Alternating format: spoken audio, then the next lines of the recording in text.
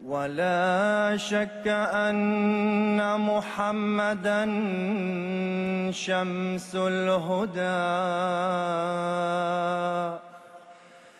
إليه رغبنا مؤمنين فنشكره.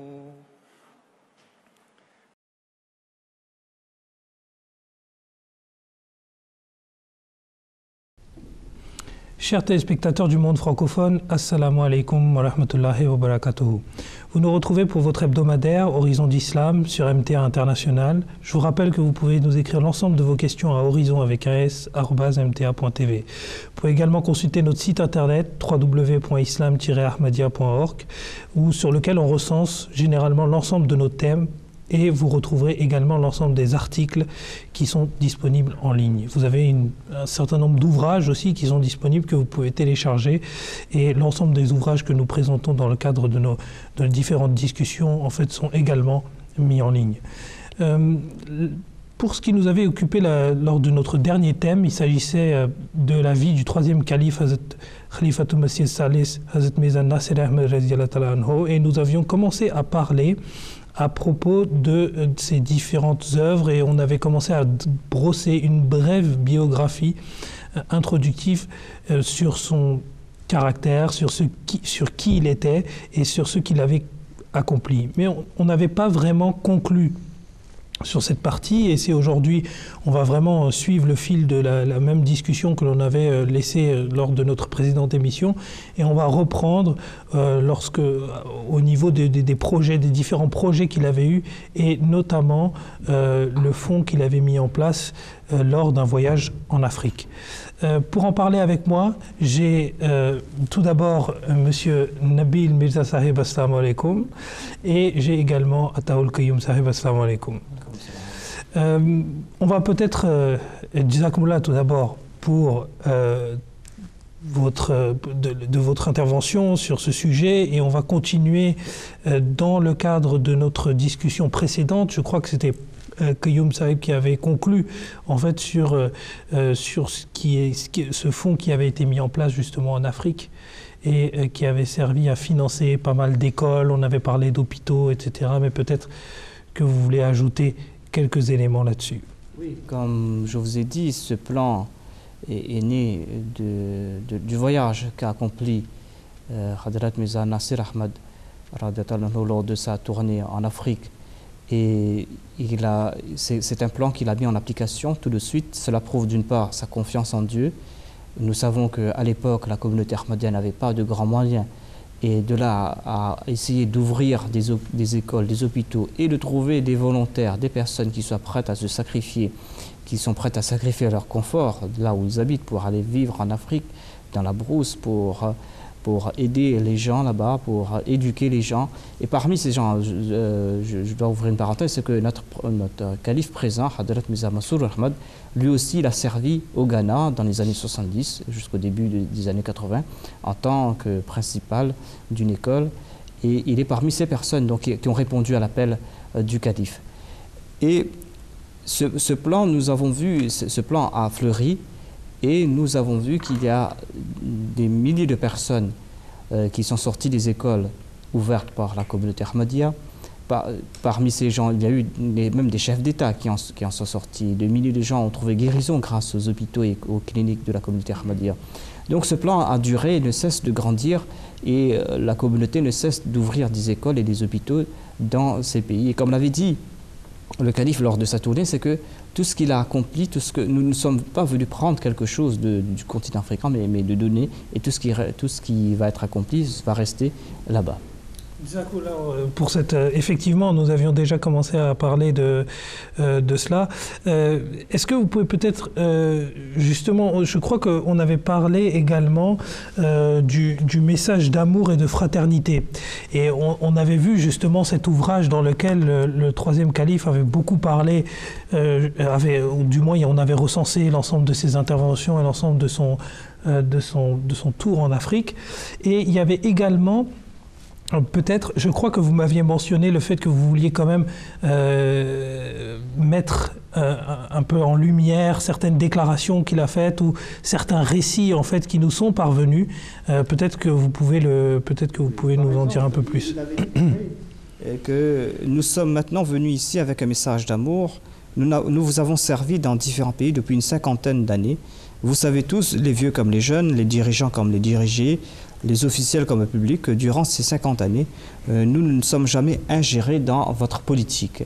Et qu'il a déclaré aussi que nous n'avons nourri des rancunes à votre rencontre et nous n'avons pas jeté un seul regard sur les richesses que regorge votre pays.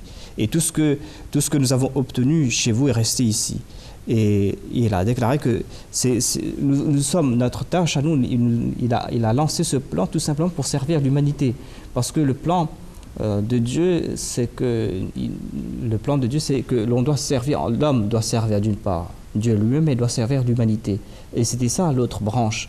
La communauté Ahmadiyya est là pour prêcher le message de l'islam, pour rapprocher l'homme de Dieu, mais d'autre part, il faut aussi servir l'humanité, et c'est là l'autre facette de la mission de la communauté. Et effectivement, on en avait parlé lorsqu'on avait abordé la question du Messie premier, alayhi salatu wassalam, où on avait dit, justement, on avait bien mis en évidence ces deux missions qu'il avait, c'est la relation avec Dieu et la relation avec l'homme. Et c'est vrai que là, on traite spécifiquement du cas de la relation entre les hommes. Oui, Nabil Sahib, peut-être que vous voulez ajouter quelque chose. Ou surligner un point je pense assez important, que comment dire, un truc qui est vraiment très distinctif d'un leader. Il faut toujours, par exemple, si moi je suis volontaire de quelque chose, c'est ma décision, je peux être volontaire.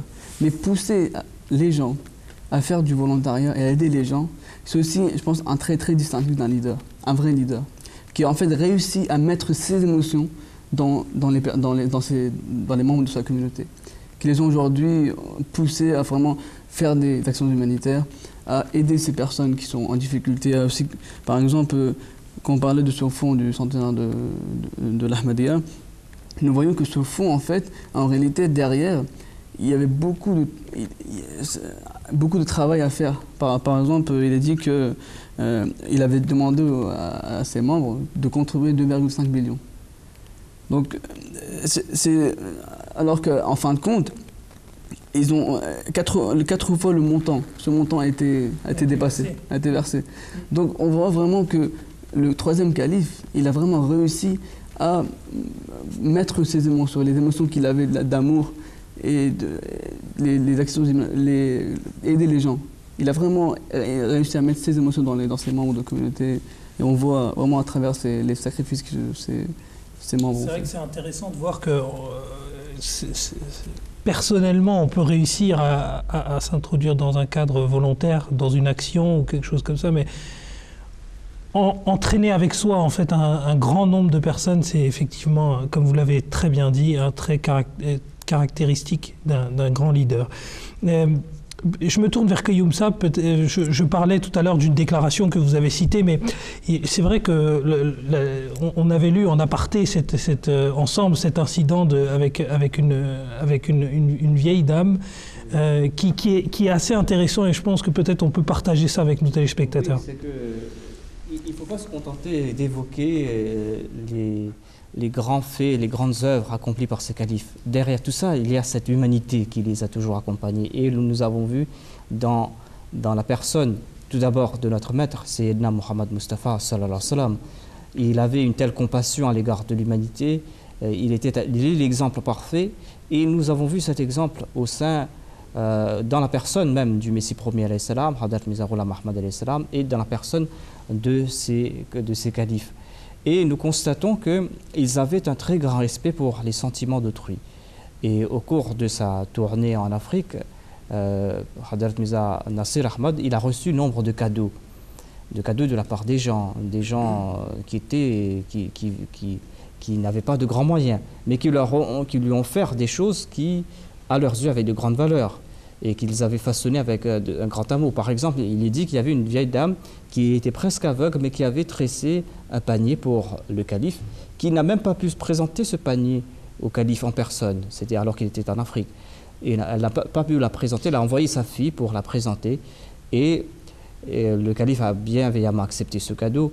Et elle savait très bien les sentiments qui étaient derrière. Mais par mégarde, ceux de son entourage avaient laissé ce panier dans un des pays d'Afrique. Je crois que c'était en Sierra Leone, ils ont laissé cela. Ils avaient aussi d'autres cadeaux, des étoffes qui étaient tissées, qui n'avaient pas de grande valeur monétaire, on peut le dire. Mais c'était tellement accompagné de sentiments que le calife, il était très en colère quand il a su que cela était resté en arrière. Il a dit non, il faut rapatrier tout cela, même si je dois payer le fret, même si cela va coûter plus que ce que coûtent ces objets, mais je dois les faire venir pour respecter les sentiments qui ont accompagné ces cadeaux qui lui ont été faits. C'est vrai que c'est une grande leçon d'humanité. Et par ailleurs, quand vous avez parlé de cette humanité, il y a moi-même un incident qui m'est venu à l'esprit. Et c'est justement pour rejoindre également les deux branches que l'on a mis en perspective, c'est-à-dire humanité, spiritualité. Et effectivement, concernant la spiritualité du troisième calife, j'ai souvenir que je regardais un discours d'un très grand en fait, docteur de notre communauté qui s'appelle Moubarak Nazi Sahib et qui est actuellement missionnaire au Canada et qui racontait qu'à l'époque justement de ce déplacement du troisième calife en Afrique, il était chargé de veiller en fait sur la maison de la femme du calife. Et à cet instant, apparemment, il y avait une conférence qui devait être organisée.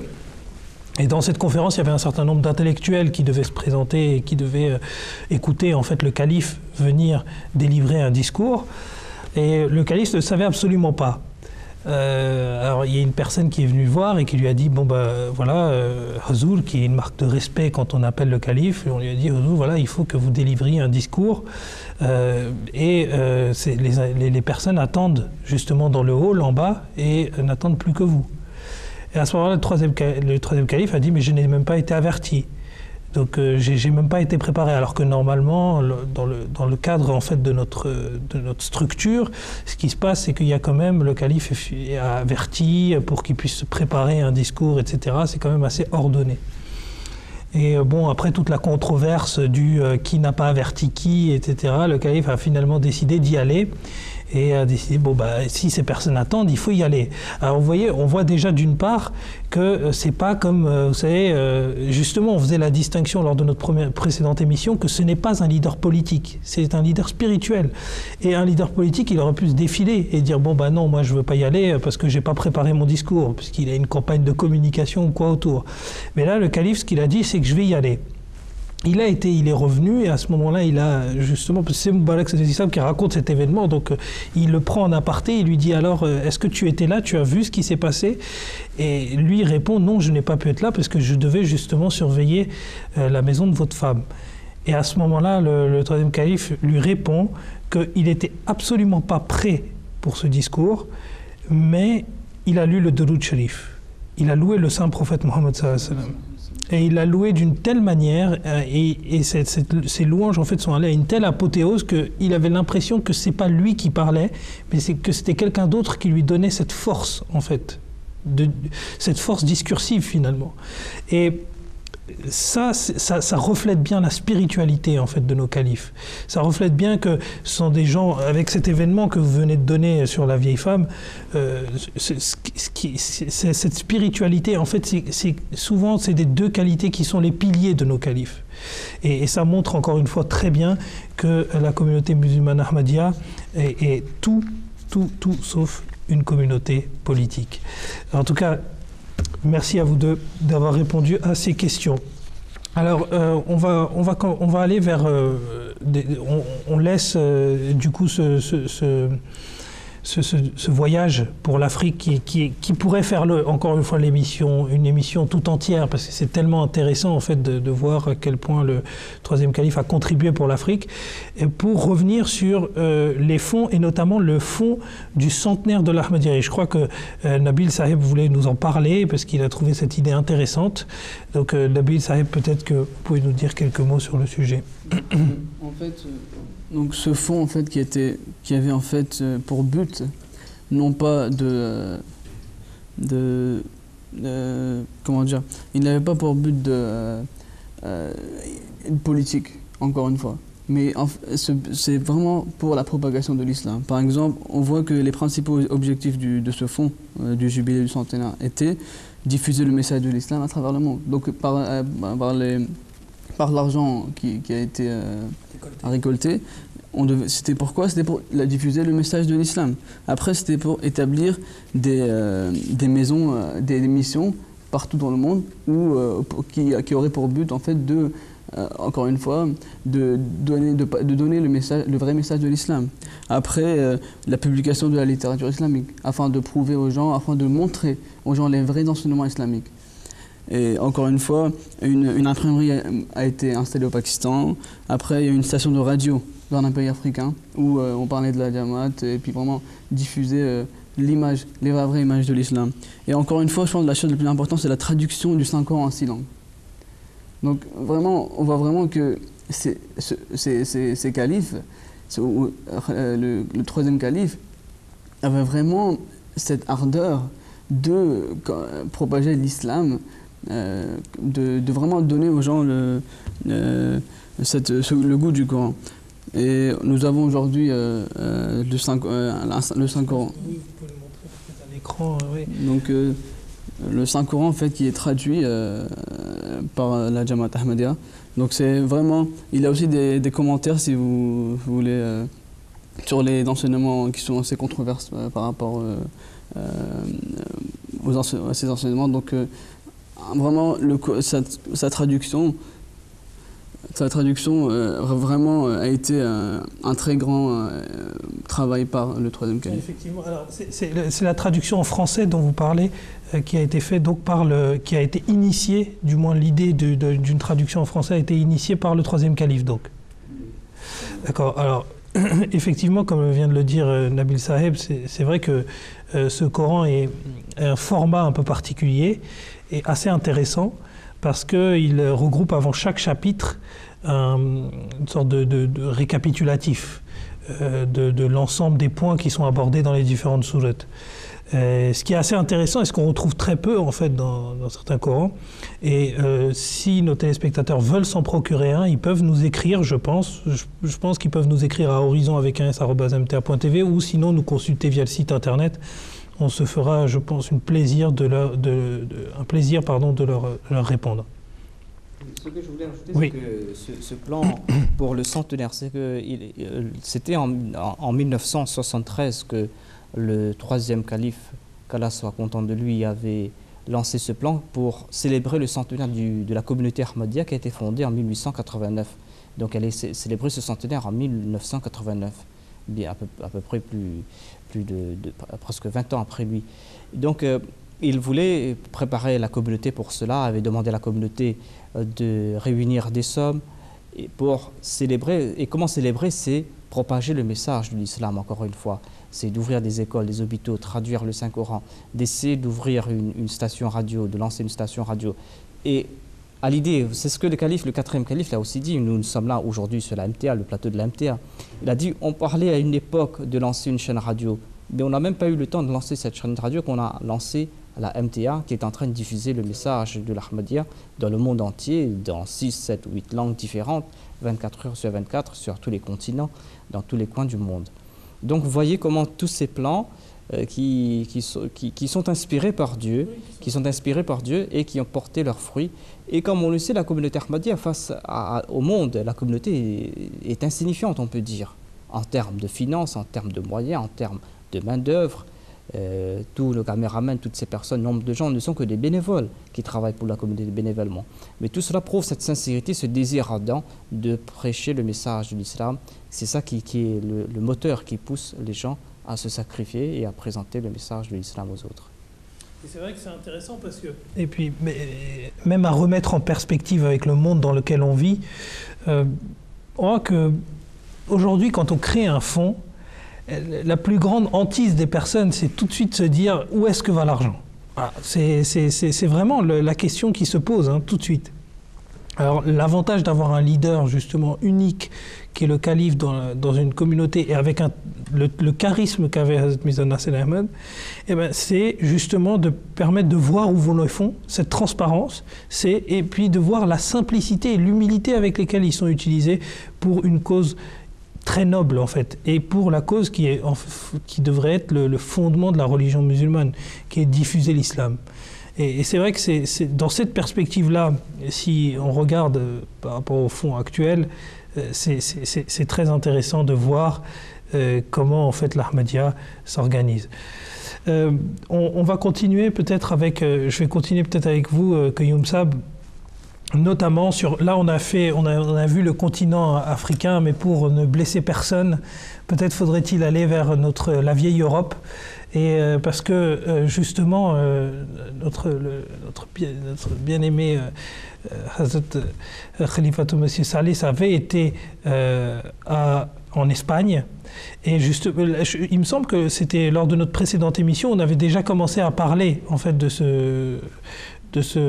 cette visite, mais peut-être qu'il faudrait rappeler une chose en particulier, puisqu'il y a eu la naissance de notre slogan, notamment en Espagne, et quelques autres développements.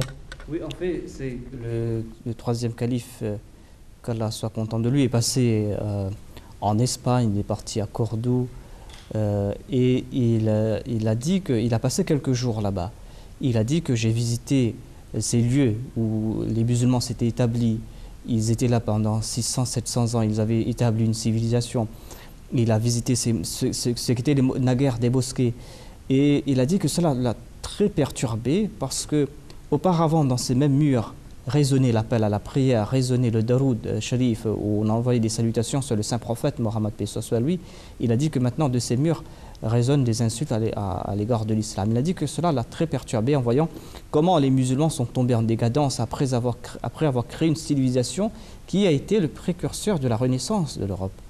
C'est après l'établissement de la civilisation andalouse qui a progressé, c'est grâce à cela qui a fait connaître aux Européens qui étaient naguère dans l'obscurantisme, il a fait connaître les sciences et tout. Cette civilisation andalouse en Espagne a transmis ces connaissances qui étaient perdues, mais les musulmans ont tout perdu. Ils ont dû quitter l'Espagne, ils ont dû se sauver de là-bas. Il a dit que cela l'a très perturbé. Mais en dépit de cela, le troisième calife, il a prié, il a beaucoup prié. Il a dit qu'il aura un plan. Et le plan qu'il a fait, c'était de construire la première mosquée en Espagne après 700 ans. Donc après 700 ans d'absence des musulmans, c'est la première fois, alors que les musulmans avaient été chassés de l'Espagne, il a fait bâtir, il a fondé la première mosquée qui se trouve à Petroabad. Et c'est lors de son discours d'ouverture, quand il a évoqué cette construction de cette mosquée, c'est là qu'il a émis cette phrase très connue au sein de la communauté que nous avons de l'amour pour tous et de la haine pour personne. Ouais. Et c'est devenu une parole qui est souvent répétée au sein de la communauté, qu'on présente souvent pour présenter le beau visage de l'islam, pour faire comprendre aux autres que l'islam est une religion qui prône l'amour, la paix, la fraternité et non la barbarie. Oui, que c'est tout sauf une religion belliqueuse, quoi. Peut-être sur cette pose de la première pierre dans cette mosquée dont vous avez évoqué justement le nom à Petroabad, peut-être qu'il serait, si vous avez d'autres éléments, Nabil Saheb, sur cette mosquée qui va nous permettre peut-être de comprendre. Je pense qu'il faut il faut parler de ce discours qu'il a prononcé en fait au début de. Il faut savoir que ce qu'il a dit, c'est que ériguer une mosquée est une question de grande importance. Donc il a vraiment accentué que c'est pas parce qu'on a créé une mosquée ici maintenant qu'il doit y avoir des malentendus entre les musulmans et les autres personnes. Donc il a vraiment accentué que c'est une maison de Dieu. Et Dieu est vraiment le créateur de tout l'univers. Chaque personne, à ses yeux, tout le monde est égaux. C'est pas parce que une mosquée a été créée ici que maintenant il doit y avoir des conflits. Mais cette maison de Dieu, en fait, a pour but de rassembler les gens, de ramener les gens vers l'unité, non pas vers des malentendus, etc. Donc il a vraiment accentué sur le fait que les gens doivent non pas créer du désordre, mais plutôt amener les gens vers l'unité et de créer en fait comment dire, cet enthousiasme, cet amour entre les personnes. Et c'est vraiment pour ça qu'il a mentionné amour pour tous, haine pour personne, encore une fois, qui en fait une définition de la ilaha illallah, comme mentionné par notre bien-aimé calife durant son sermon. Donc je pense que c'était vraiment un discours qui devait être prononcé pour vraiment clarifier aux musulmans et à chaque personne qu'une mosquée, ce n'est pas un signe de désordre, mais c'est un signe qui en fait qui doit comment dire, construire de l'harmonie parmi les gens, dans la société. Et pour rajouter, c'est que lors de la cérémonie de la pose de la première pierre, le calife a fait venir la plus vieille habitante du village d'à côté de près de Rabat pour venir venir poser une pierre. Et qui était elle n'est pas une musulmane, mais elle est venue pour poser une pierre pour cette mosquée. Et elle a fait venir aussi le plus jeune, l'enfant qui est le plus en bas âge, pour poser une pierre en son nom. Donc c'est ainsi pour montrer que la communauté Ahmadiyya, l'islam, est là pour créer des ponts entre les différents peuples, pour vraiment prêcher ce message d'amour et de fraternité et d'égalité. Et effectivement, ponts entre différents peuples et ponts justement entre personnes, qu'elles soient vieilles ou qu'elles soient âgées ou qu'elles soient en milieu d'âge, si on peut dire ça comme ça, c'est vraiment un message de fraternité qui s'adresse à tout le monde. Et effectivement, donc discours historique et en plus discours d'une profondeur spirituelle assez importante. Alors, on a vu là, c'est ce qui concernait en fait les différentes visites du troisième calife, mais c'est vrai que le califat, à l'époque du troisième calife, était encore établi à Rabwa. Et en interne au Pakistan, les choses, on va dire, n'étaient pas si simples que ça, parce que, comme à l'image des musulmans à l'époque du saint prophète Mohammed sallallahu alayhi wa sallam, ils étaient persécutés. Eh bien, les Ahmadis, les musulmans Ahmadis au Pakistan étaient également persécutés. Et c'est vrai qu'on avait déjà les prémices de cette persécution avec les événements de 1953, où il y avait eu un certain nombre de mouvements de foule qui avaient fait pas mal de martyrs au sein des Ahmadis, et qui était parti vraiment de rien du tout, quoi. C'était vraiment un emballement qui avait été créé autour de fausses conceptions qu'aurait prêché l'Ahmadiyya, alors que l'Ahmadiyya a toujours été très clair justement sur sa doctrine. Mais les choses vont se concrétiser en 1974. Pardon. Lorsque il va y avoir justement ce que j'appelle ce rendez-vous à l'Assemblée nationale, si on peut parler de ça comme ça, puisque ça a été, on le sait très bien, en 1974, ça a été mené par un certain leader de la Jamaat islamique qui était Maudoudi, qui avait mené ces débats et qui avait en fait pour but ultime de déclarer les Ahmadis comme étant des non-musulmans. Et ça s'est passé sous le troisième calife. Et il fallait également, on parlait de leadership exceptionnel tout à l'heure, Nabil Saheb, vous parliez de leadership exceptionnel. Justement, il fallait un leadership exceptionnel pour à la fois traiter de front commun les affaires qui sont liées à l'expansion de l'Ahmadiyya à l'étranger, et tout ce que cela implique, avec les fonds à créer, les fonds à récolter, et puis l'énergie à mettre en fait à l'étranger, et puis l'énergie à mettre à l'intérieur du pays où était établi le califat. Et cette énergie, il fallait un leader exceptionnel pour pouvoir la mettre à l'œuvre. Et justement, il y a eu ce débat à l'Assemblée nationale, et peut-être que là, je me joindrai à votre discussion, hein, mais peut-être qu'on peut commencer par parler des incidents de 1974 et après voir comment on peut développer là-dessus. Oui, en fait, il faut remettre tout ça dans le contexte historique. C'est que la communauté Ahmadiyya, dès sa création en Inde, jusqu'à la partition de l'Inde et du Pakistan en 1947, et puis la création du Pakistan, il y avait deux parties au Pakistan, la partie occidentale et orientale. La partie orientale qui a fait scission en 1970-71, je pense, qui s'est transformée en Bangladesh. Au cours de toute cette période, il faut savoir que les extrémistes musulmans, parmi lesquels qu'on appelait les Ahrar, qui se sont transformés en Jamaat Islami et tout, ils étaient tous contre la création de l'État pakistanais, parce que l'État pakistanais, au tout début, son fondateur avait dit que c'était un État laïque, où chacun aurait le droit de prêcher sa religion, de pratiquer sa religion. Et je pense même que le drapeau pakistanais s'est fait d'une grosse partie qui est verte, une partie blanche. La partie blanche représente, la partie verte représente les musulmans, et la partie blanche plutôt, représente les non-musulmans, les minorités non-musulmanes, parmi lesquelles il y a des chrétiens, des hindous et des autres qui sont au Pakistan. Donc, la communauté ahmadiyya, le Pakistan était basé donc sur une idéologie laïque. Mais cela n'a pas plu aux musulmans, les extrémistes surtout, qui par un moyen ou par un autre ont essayé d'avoir le pouvoir. Donc ils ont essayé par différents moyens. En 1970-71, il y a eu les élections, ils n'ont pas pu remporter les élections. Cela les a tourmentés. Ils cherchaient un bouc émissaire, ils essayaient de monter à la surface. Et c'est là qu'il y a eu ces campagnes qui ont culminé en 1974.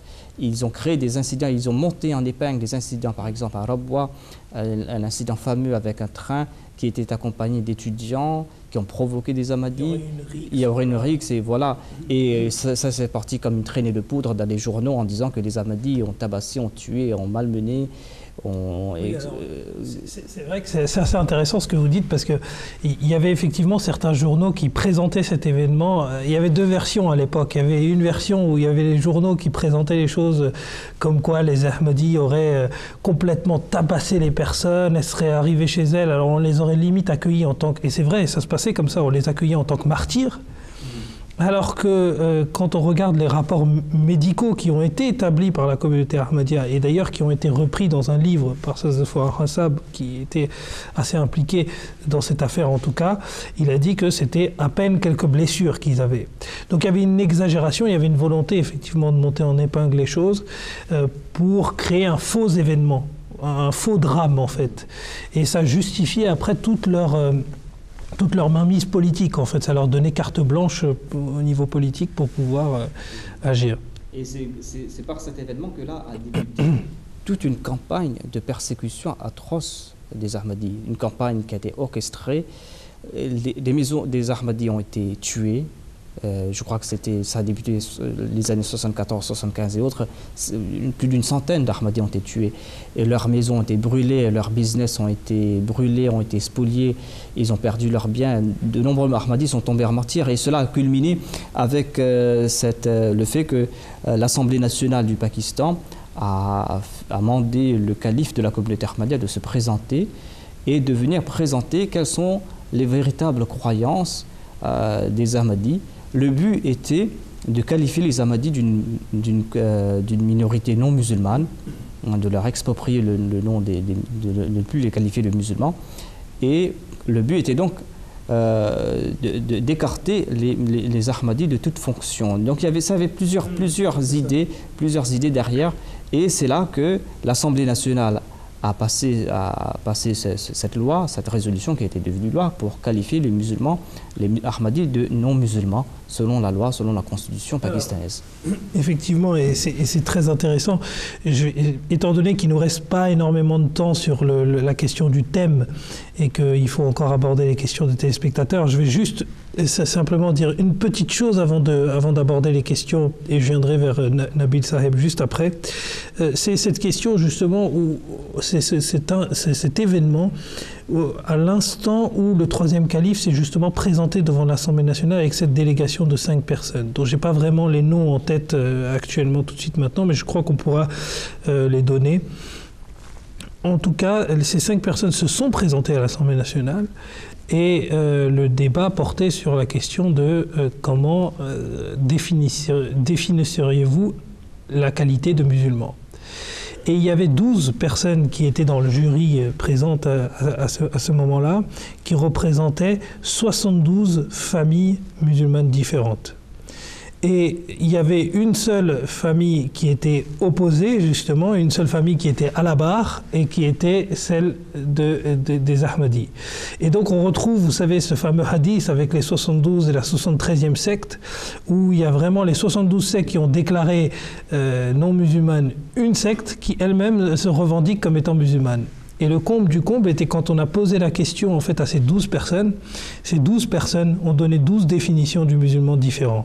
Donc il n'y avait absolument pas un consensus sur la définition de musulman, mais il y avait un consensus sur le fait de excommuniquer une jamaat, une communauté donc du panel des musulmans. On y reviendra en tout cas, soit lors de notre prochain thème ou à tout le moins dans le cadre d'une émission spécifique qu'on fera sur le sujet, parce qu'il y a tellement de choses à dire. Les événements de 1974 sont tellement riches en termes de faits que c'est quasi impossible en fait de les couvrir en simplement 5 minutes. Je rappelle simplement aux téléspectateurs qui peuvent nous écrire l'ensemble de leurs questions à horizon@mta.tv. Ils peuvent consulter notre site internet islam-ahmadiyya.org et nous envoyer l'ensemble de leurs interrogations, leurs questions. Et effectivement, on reçoit ces questions et justement, on va commencer à répondre à quelques-unes d'entre elles que l'on a reçues via notre fameux site internet. Alors, concernant la première question, elle nous a été adressée de France par une certaine Madame Bouariwa. Je suis désolé si j'écorche le nom ou le prénom. Le message est le suivant, c'est que le prophète Mohammed sallallahu alayhi wa sallam est le dernier des prophètes. Alors comment se fait-il qu'Ahmed de Qadian, donc Hazrat Mirza Ghulam Ahmed, le fondateur de la communauté Ahmadiyya, vienne après lui et qu'il dit qu'il n'y aura personne d'autre après Mohammed? Et en fait, la question reformulée, ça revient à poser la question du sceau du prophétat ou du Khatam al-Nabiyyin. Peut-être que Nabil Sahib, vous allez pouvoir nous éclairer sur la question. Je pense qu'il faut déjà savoir que tout d'abord, c'est le saint prophète lui-même qui a prophétisé la venue de quelqu'un après lui. Donc cette question, je pense qu'elle devrait plutôt être posée au saint prophète qu'à nous. Parce que c'est vraiment un saint qui avait prophétisé, prédit la venue d'un prophète. Donc cette question doit être posée au saint prophète. Deuxièmement, il faut comprendre que le saint prophète, lui, sur qui le Coran a été révélé, il avait la meilleure compréhension du Coran. Ça veut dire que c'est vraiment la personne qui connaissait le mieux le Coran. Maintenant, si on va dans les hadiths, si on analyse les hadiths, il y a un hadith de Muslim où je vais plutôt commencer pour expliquer aux téléspectateurs que la plupart des gens aujourd'hui, la plupart des musulmans, attendent la venue de Jésus, fils de Marie. Et c'est une croyance qui est assez populaire chez tous les musulmans, qui attendent la venue de Jésus, fils de Marie. Maintenant, il faut comprendre que nous ne diffèrent en aucun cas avec nos frères musulmans. La seule différence, c'est ce qu'on dit que oui, Jésus, fils de Marie, il va venir. Tout comme les musulmans disent aussi. La seule différence, c'est que nous, on dit que Jésus, fils de Marie, est mort. Mais c'est une personne qui aura son nom qui viendra, sous son nom. Ça veut dire que Jésus, fils de Marie, ça veut dire les musulmans, ils croient aussi qu'il y aura quelqu'un qui va venir. Mais nous, on dit que Jésus, fils de Marie, est mort. Et donc, il n'y a pas beaucoup trop de différence entre nous et les autres musulmans. C'est vraiment, la question, c'est la mort de Jésus. Et donc, le saint prophète sallam a mentionné lui-même dans le hadith qui est rapporté par Muslim, 4 fois que la personne qui viendra sera Nabiyullah, Nabiyullah, Nabiyullah. Donc vraiment, c'est le saint prophète sallam qui est en train de prédire la venue d'un prophète lui-même. Il faut aussi savoir que le Coran nous dit, par exemple, en tant que musulman, on est obligé de croire en tous les prophètes et en tous les livres. Nulle part, il est écrit qu'on doit croire, par exemple, le saint prophète a dit que même si vous devez escalader les avalanches de neige, vous devez aller vers ce Imam al-Mahdi et lui donner mon salut. Ça veut dire que si cette personne viendra, on serait obligé de l'accepter. Maintenant, si ce n'était pas un prophète, pourquoi nous sommes obligés à l'accepter? Et ça aussi, ça nous dit que c'était vraiment un prophète. Après, le Saint-Coran lui-même, il déclare dans la Surah Nisa, verset 70, que la personne qui obéit Dieu et qui obéit le Saint-Prophète sallallahu alayhi wa sallam, il peut avoir 4 statuts, parmi lesquels se trouve le statut du prophétat. Donc c'est le Coran lui-même qui est en train d'ouvrir la porte de prophétat. Et dans un autre verset aussi, Dieu déclare Allahu yastafi min al-malaikati rusulan wa min an-nas. Qu'Allah choisit de parmi ses anges et ses hommes des prophètes. Et le verbe utilisé yastafi n'est pas un verbe conjugué au passé, mais c'est un verbe conjugué au futur. Donc il faut vraiment comprendre que si Dieu déclare, il dit yastafi, qu'il choisit, ça veut dire qu'il choisit, qu'il choisira. Ça veut dire qu'il choisira des prophètes qui viendront après le Saint Prophète. Après, sur le verset en question, Khatamun Nabiyyin. Si on analyse ce verset, Dieu déclare que Muhammad ne serait pas le père d'aucun de vos fils, walakin Rasulullah wa Khatamun Nabiyyin, mais il sera le prophète de Dieu et le sceau des prophètes. Maintenant, si on prend la définition que les musulmans donnent à ce verset, ça n'aura aucun sens grammaticalement. Pourquoi? Si on dit Mohammed n'est le père d'aucun de vos fils, mais il est le dernier des prophètes. Ce mais, il n'a aucun sens. Parce qu'il y a une négation, il doit y avoir un truc positif après. Mais là, on est en train de dire qu'il n'est pas le père d'aucun de vos fils, mais le dernier des prophètes. Donc il y a un truc qui ne va pas. Il y a une chose qui ne va pas dans cette phrase. La phrase devait être, ou la traduction devait être, que Mohammed sallallahu alayhi wa sallam n'est pas le père d'aucun de vos fils, mais il est le prophète de Dieu et il est le père de tous les prophètes. Qui aura maintenant un sens. C'est-à-dire que le père des prophètes, ça veut dire qu'en fait, toute personne maintenant qui veut devenir prophète ou qui arrivera à atteindre ce statut de prophète, ce rang de prophète, il devra suivre pas à pas le Saint Prophète. Comme Dieu déclare dans le Saint-Coran que que si vous aimez Dieu, il faut que vous suiviez le Saint-Prophète. Dieu vous aimera automatiquement. Donc Khatamun Nabiyyin, le sceau de tous les prophètes, en fait veut dire que toute personne qui viendra maintenant après le Saint-Prophète devra suivre pas à pas le Saint-Prophète, qui après Dieu lui accordera le statut du prophète. Donc en fait, ça revient à dire que aucune personne qui viendra par la suite ne pourra concurrencer le prophétat du saint prophète Mohammed sallallahu alayhi wa sallam, qui l'a justement amené au plus haut de toutes ses possibilités. En revanche, si quelqu'un revient après lui, se réclame prophète et se conforme justement à l'ensemble des enseignements du saint prophète et qui reconnaît sa haute stature élevée, la plus élevée même, eh bien à ce moment-là, ce prophétat est totalement valable. Jazakumullah pour cette réponse. Je vais me tourner peut-être vers Qayyum Sab. Il nous reste quelques minutes pour répondre à une deuxième question.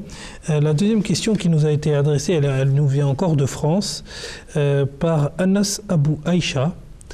Cette personne nous demande que cette personne reproche en fait plutôt à la communauté Ahmadiyya d'intégrer des éléments qui seraient extérieurs à l'islam, c'est-à-dire qu'elle estime que elle ne comprend pas par quels moyens on est financé et ce qui nous motive. Donc sa question, à mon avis, porte plutôt sur est-ce que le fait de se faire financer n'est pas quelque chose qui se surajoute un peu à l'islam. Et c'est ce que la communauté Ahmadiyya a été taxée de tous les noms. Et on a qualifié la communauté Ahmadiyya de fabrication de l'Empire britannique, des agents d'Israël, de la CIA et de je ne sais quoi. Mais ce que l'on doit comprendre, comme on l'a dit, on l'avait déjà évoqué, les finances de la communauté Ahmadiyya sont claires et nettes. Tout le monde peut venir étudier d'où viennent les finances de la communauté Ahmadiyya. Jamais la Jamaat Ahmadiyya n'a été financée par un État quelconque, par un pouvoir quelconque, par un pouvoir extérieur quelconque. Ce sont les membres de la communauté qui contribuent financièrement, volontairement, dans les fonds de la communauté. Regardons ce que dit le Saint-Coran. Le Saint-Coran a mis beaucoup d'emphase sur la zakat, par exemple. Il est dit que les croyants doivent payer la zakat. Et au sein de la communauté Ahmadiyya, il y a des membres qui contribuent à la zakat. Mais la zakat est limitée à certaines personnes qui possèdent certains moyens, qui ont un capital, qui ne l'ont pas utilisé, et ils doivent contribuer 2,5% de ce capital par an. Ça, c'est la zakat. Et il y a des membres de la communauté Ahmadiyya qui payent la zakat, comme tous les autres musulmans. Au contraire, c'est mieux géré au sein de la communauté. Mais en plus de ce que préconise le Saint-Coran à plusieurs reprises, vous allez voir, parce que par exemple, le Saint-Coran nous dit « Infaq fi sabilillah », il faut dépenser pour la cause d'Allah. Et c'est une invitation par Dieu qui a déclaré que vous devez venir et dépenser pour ma cause. Et ailleurs, par exemple, le Saint-Coran a déclaré que vous devez donner ce que vous aimez le plus. Toutes les contributions de la communauté Ahmadiyya viennent de la part de ses membres. Les membres, il y a plusieurs fonds au sein de la Jamaat Ahmadiyya. Il y a les contributions volontaires, des membres qui contribuent si 10% de leur... je pense que un 16e de leur bien mensuel, de leur revenu mensuel, ils contribuent comme contribution volontaire. Il y a d'autres fonds, par exemple la Chanda Jalsa Salana, c'est une autre contribution. C'est grâce à ce fonds, que l'on arrive à organiser la Jalsa Salana. Il y a aussi la Chanda Wasiyat, qui est 1/10 de ces biens. Ce sont des membres qui font le testament, qu'ils vont léguer leurs biens à la communauté et qui contribuent 1/10 de leur revenu jusqu'à un tiers de leur revenu annuel ou mensuel. Donc tous ces fonds, ce sont les membres de la communauté qui contribuent financièrement, et tout cela est en accord à ce que dit le Saint-Coran. Et comme je l'ai dit, les finances de la communauté sont auditées, sont ouvertes, il n'y a rien de caché, tout le monde peut voir d'où vient l'argent et d'où part l'argent. Et pour cette réponse très claire, je pense que là, si Madame Anas Abou Aïcha du coup a d'autres questions complémentaires, elle pourra nous les adresser sur horizon@ms.tv. Peut-être que Nabil Saïb voulait rajouter quelque chose. Je voudrais rajouter qu'en fait, cette personne qui a posé la question, je pense qu'elle est en train d'insinuer que les fonds que la Jamaat Ahmadiyya a, par exemple tout ce qui est wasiyat, etc., ce sont des innovations. Parce qu'à l'époque de Salam, il n'y avait que la zakat que les musulmans payaient. Maintenant, il faut savoir aussi qu'à l'époque de Salam, il y a eu beaucoup d'instances ou d'événements où le Salam avait besoin, par exemple, des dépenses ou de l'argent. Par exemple, un événement assez populaire, c'est qu'une fois, le Salam a demandé, il a demandé de faire des sacrifices. Le Salam a demandé, Abu Bakr Siddiq, il est venu, et il a demandé, le Salam demanda à Abu Bakr Siddiq, oh Abu Bakr Siddiq, qu'as-tu laissé chez toi? Donc cette question, avant de donner sa réponse, il faut savoir que Omar, à l'époque, il voulait sacrifier plus que Abu Bakr Siddiq. Donc il a dit que je vais faire de mon mieux et essayer de battre Abu Bakr Siddiq. Quand il est venu, Salam donc demanda à Abu Bakr Siddiq, oh Abu Bakr, qu'est-ce que tu as laissé? Il a dit, je vais laisser le prophète, Dieu et son prophète. Ça veut dire qu'il avait tout amené. Donc on voit ici que si ce n'est pas une innovation, c'est que quand le Salam avait besoin de sacrifices financiers, il demandait à ses croyants ou aux musulmans d'en faire. Et il y a aussi l'événement de Hadrat Ousmane à la guerre de Tabouk, où il fallait beaucoup de chevaux, etc. Hadrat Ousmane, il a présenté ses sacrifices. Et le problème, c'est qu'aujourd'hui, dans le monde où on vit, on est en train de faire... C'est un effort permanent. C'est un djihad qui est permanent. Donc c'est pourquoi pour la distribution des livres, pour imprimer les Corans, c'est un djihad qui est permanent. Qu'aujourd'hui que les musulmans ou l'islam a besoin. Par exemple, qu'est-ce que la Jamaat fait avec l'argent? Elle publie les livres, elle montre aux gens en fait la vraie image de l'islam. Ce qui est en fait le vrai djihad aujourd'hui à cette époque, non pas par l'épée, mais le djihad de l'argument, de l'écriture. Du stylo. Effectivement, Jazakumullah Nabil Saïb pour ce complément de réponse. C'est vrai que il faudrait plus garder à l'esprit ce pourquoi ces fonds, ce pourquoi les fonds sont réutilisés. On a vu par exemple l'ensemble des fonds qui ont été réutilisés pour l'Afrique, l'ensemble des fonds qui ont été réutilisés pour créer des écoles. Je veux dire, il n'y a pas d'intérêt personnel dans cette communauté. S'il y en avait, Dieu aurait fait en sorte de totalement l'anéantir. Mais on voit très bien que plutôt que de l'anéantir, au contraire, plus on crée de fonds, plus il y a des personnes qui donnent et plus ça entraîne la floraison de l'islam. Et je voulais simplement revenir sur ce qu'a dit tout à l'heure Nabil Saïb lorsqu'il a présenté la version de l'Ahmadiyya du Khatem al-Nabiyyin, parce qu'il nous reste très peu de temps. C'est simplement pour la petite information, ça me fait tilt en fait, c'est pour ça que je reviens dessus. C'est que je pense que ça répond en plus à l'ensemble des questions. C'est que les musulmans, aujourd'hui, l'appel que l'on fait, l'appel que la communauté musulmane Ahmadiyya a fait, et je parle sous votre contrôle, Qayyum Saheb, c'est vraiment de reconnaître le Messie de son temps. Parce que s'ils ne reconnaîtront pas le Messie de leur temps, ils ne pourront ni affronter la modernité, ni comprendre les enjeux réel de l'islam. Et c'est vrai que quand on voit ce que le saint prophète Mohammed sallallahu alayhi wa sallam a dit à propos du Messie promis, c'est-à-dire que si, à compter de l'instant où il arrive, même si tu dois traverser des avalanches, il y a une autre version avec la Chine, je crois, c'est-à-dire marcher jusqu'en Chine, qui renvoyait à des... non, ça c'est pour le savoir, il me semble. Bref, mais ça renvoyait à... Même s'il faut passer par les pires épreuves pour aller à sa rencontre, une fois qu'on arrive à sa rencontre, il ne faut pas le regarder dans le blanc des yeux, il ne faut pas critiquer les moindres choses qu'il dise, c'est bien de reconnaître et de lui prêter le serment d'allégeance. Donc je pense que le vrai appel aujourd'hui que fait la communauté musulmane Ahmadiyya, c'est de venir, de prendre connaissance, justement, les fonds qui ont été utilisés, c'est pour mettre de la connaissance à disposition de ces personnes.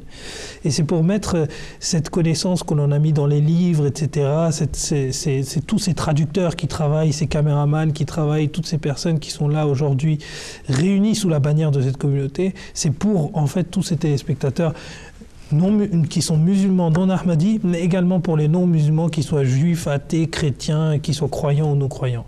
C'est vraiment un message universel qui s'adresse à tout le monde. Et je pense que voilà, c'est sur cette invitation, en tout cas, que j'avais envie de conclure notre émission d'aujourd'hui. On se retrouvera dès la semaine prochaine pour une nouvelle émission pour un nouvel épisode, d'Horizon d'Islam. D'ici à la prochaine fois, assalamu alaikum wa rahmatullahi wa barakatuh.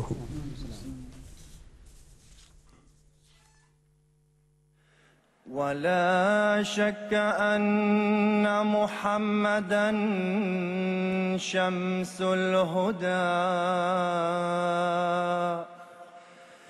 إليه رغبنا مؤمنين فنشكر له درجات فوق كل مدارج له لمعات لا يليها تصور